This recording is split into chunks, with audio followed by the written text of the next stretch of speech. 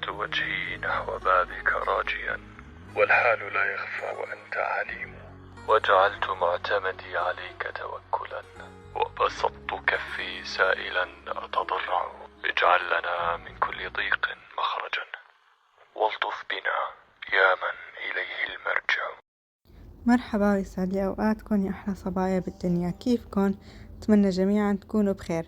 رجعت لكم اليوم بروتين جديد، يعني بعرف شوي طولت عليكم بهذا الروتين، بس والله هيك يعني كان عن جد أسبوع كتير مكركب بالنسبة إلي. صورت لكم هذا الفيديو الجمعة الماضية، عملنا شوية هيك تحضيرات للسحور برمضان، فينا نقول يعني هيك شوية شغلات مونة وكذا، فحبيت شاركها معكم. كمان شاركت معكم وجبة للبيبي، فكرة وجبة للبيبي، بس الشغلة اللي يعني حورجيكم اياها اليوم هي ردة فعل بنوتي على هاي الوجبة، وشوية كلام نصائح راح اعطيكم اياها بهاي المناسبة. هوني اول شي مثل ما شايفين انا عندي هذا القرع بيقولوا لي يمكن قرع عسلي، القرع انواع، فانا مشتية على مربى القرع، فحبيت ساوي شوية مربى قرع على رمضان. فهوني أول شي مثل ما شايفين قطعت أولها وآخرها. بعدين هوني هذا البزر لازم تفضوه كتير منيح، لازم تتأكدوا إنه ما يضل عندكم أي جزء طري أبدا أبدا بال يعني بالقرع، لأنه إذا ضل أي شي طري رح يخرب عليكم مربى القرع. عن جد هلأ رح نساوي مربى قرع بيقرش معكم وبيجنن وبشهي. هون جبت قشرة البطاطا وهيك بلشت أقشره تقشير. هلأ بصراحة نحن بالعادة يعني أهلنا بسوريا وهيك ما بيعملوا هذا القرع، بيعملوا القرع التاني اللي بيجي هيك مدور وكبير وبيكون قلبه أبيض، مو هيك لونه برتقالي، بس كمان هذا ظريف ما بو شي. هون جبت هاي القطاعة مثل ما شايفين، قطعتها بالنص، وبعدين بلشت هيك قطع مربعات وسط، يعني لا سميكة ولا رقيقة. ونسيت لكم بالأول حضرت رائب الكلس، ما بعرف شو بتسموه انتم، هو هذا اللي بيساهم لنا بالقرشة تبعيت مربى القرع.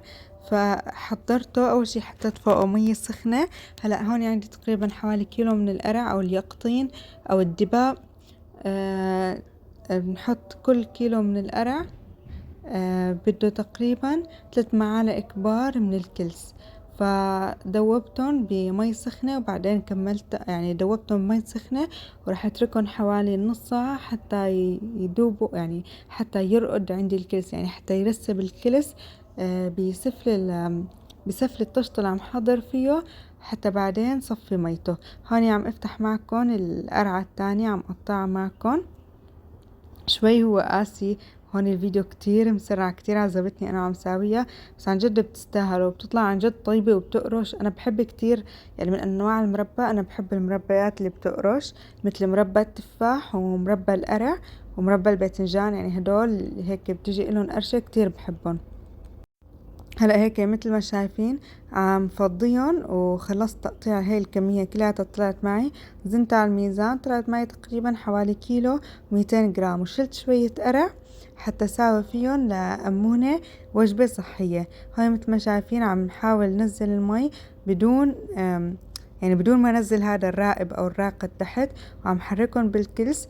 واذا حسيتوا ناقصكم مي فيكم تضيفوا فوق هدوك، يعني فوق الكلسات اللي عندكم شوية مي، وتستنوا عليها شوي ليرقدوا. هلا رح اغطيهم مثل ما انكم شايفين حتى اتاكد انه كل الحبات مغمورة، ورح نتركهم اقل شي رح نتركهم 3 ساعات، وكل ما تركتوهم اكتر بيكون احسن. فيكم تتركوهم لحد 24 ساعة.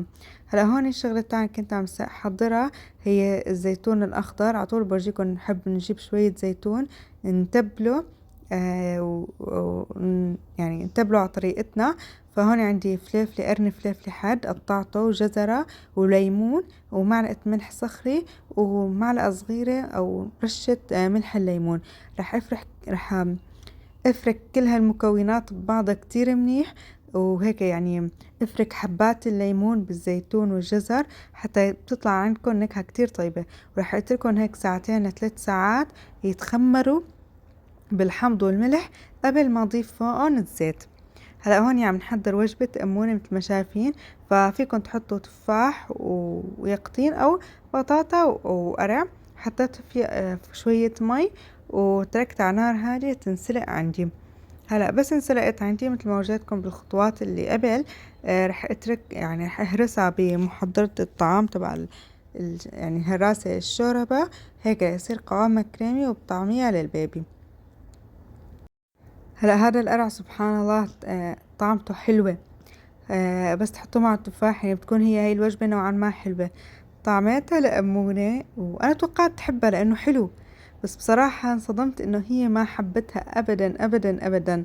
وقرفت أول شي تاكل هيك يعني مجاملة قال يعني معي، بس آخر شي لما وصلنا يعني بعد كم من معلقة صارت تبكي إنه هي ما بدها، فوقفت لها. فهوني أنا بنصحكم نصيحة، إذا طعميتوا الولد أكلة وحسيتوه ما حبه جربوا معه بس ما تغصبوا، يعني لا توصلوا لمرحلة البكاء مشان ما يرفض معكم الأكل تماما.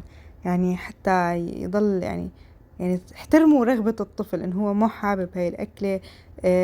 جيبوا له أكلة غيرها. هي بصراحة بعد ما طعمية شغلة ما بتحبها اكتشفت إنه ما بتعود ترضى تاكل أبدا. فعم نحاول نتعلم يعني نوعا ما هي شو بتحب شو ما بتحب. لحد الآن يعني هاي الوجبة الوحيدة اللي رفضتها هي هاي القرع، ما حبتها. واكثر شي من الوجبات اللي حبتهم حضرت لها اياها اللي هي التمر والرز والتفاح. صحيح. لاحظت كمان شغلة ما بعرف، كأنها تحسست من القرع لما يعني عفوا منكم يعني كتير يعني تعذبت بالخروج تبعها. فبصراحة هي صحيح انها أكلة مغذية، بس ما تقبلتها بنتي أبدا. والشغلة التانية اللي حبيت أحضرها لرمضان هي مخلل اللفت والشمندر. فبصراحة نحنا أنا وزوجي بس أعمل مخلل اللفت والشمندر، بنقعد بنقي حبات الشمندر وبنترك يعني بنترك اللفت. فقلنا هالمرة ليش ما نجرب إنه بس نعملها مخلل شمندر، يعني ما نحط لفت أبدا. وهون عندي قرن حد قلت بدي أحط هيك جرب أحط مع مخلل الشمندر قرن حد هيك يعطيه لدعة حدودية. وقطعته هيك بالقطعة قطع نوعا ما سميكة، يعني ما خليتها قطع رقيقة. ليش؟ لأنه يعني بتضل عنا وقت طويل، فحتى أضمن إنه الشمندر ما يعني يضل عندي عم يقرش. وعلى جنب كنت محضرة مي مغلية مع ملح. هلا الفكرة اني انا كل كاسة مي بتحطوا لها. هلا انا ما قدرت اكمل معكم تصوير مخلل الشمندر لانه موبايلي تعبت مساحته، فلبينما بالليل فضيته وهيك ما قدرت صورها. فهي بصراحة الطريقة اللي بتبعها أنا هي نفسها طريقة شام الأصيل. بحط شام الأصيل مخلل لفت اكتبوها. كل كاسة مي بدها كاسة سكر، عفوا كاسة مي بدها معلقة ملح صخري ومعلقة سكر، حطيت هون 5 كاسات مي، حطيت لهم 3 معالق كبار خل. لهوني بالليل كانوا هيك شي 12 ساعة منقوع القرع. فحطيت بلشت عير المي. هلا كل كيلو قرع او يقطين بده لترين مي، يعني كيليين مي وكيلو سكر. لهوني انا كيف عيرت لترين المي عم ورجيكم اني انا عيرتها بالسخانة، والسكر عيرته بالكوب المعياري. كل كيلو سكر هو عبارة عن 5 أكواب معيارية. أول شي بترك القطر يغلي عندي ربع ساعة قبل ما ضيف فوقه القرع.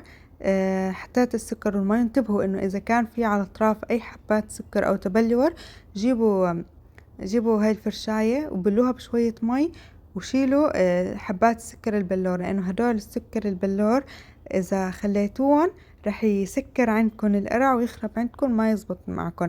لأن هون الحمد لله يعني ما كان في أبدا على أطراف الطنجرة شو اسمه أهلا وسهلا يا محمد سكر. ايه نسيت لكم شغلة يا الله.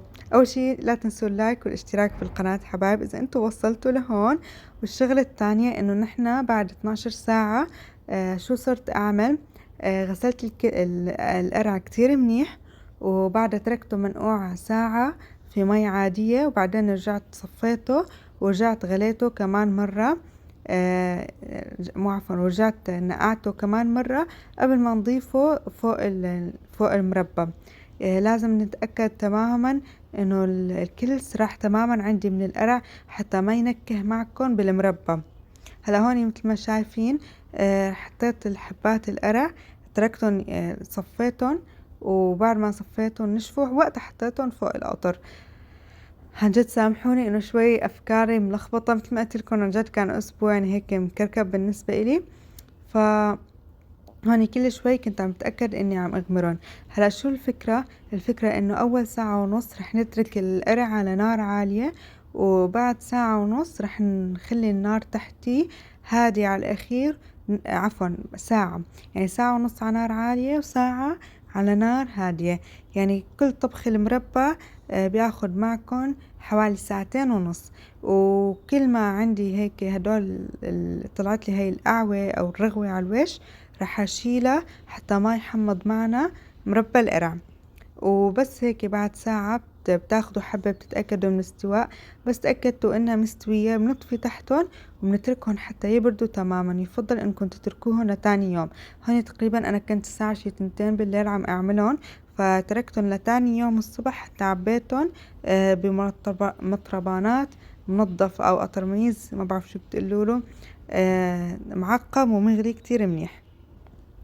طبعا اهم شي خلال مرحلة تسوية مربى القرع انكم تتركوه، تتأكدوا انه كل الحبات مغمورة بالقطر عندكم.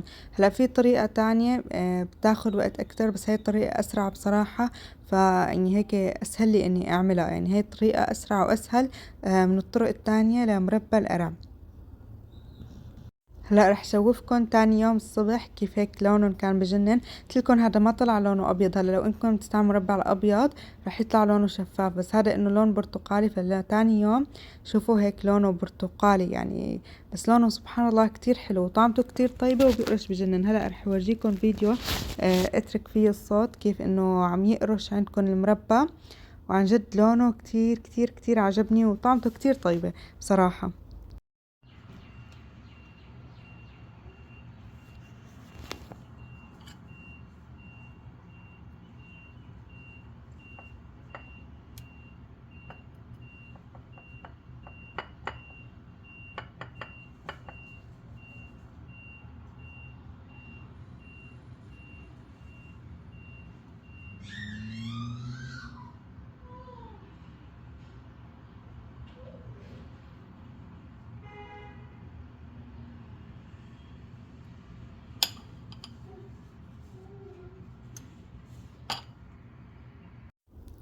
هون هيك بعد ما عبينا مربى القرع والمخلل والزيتون قلتلكم كبسته بالزيت تركته، وهذا المخلل رح نتركه اسبوعين برا البراد حتى يستوي عنا.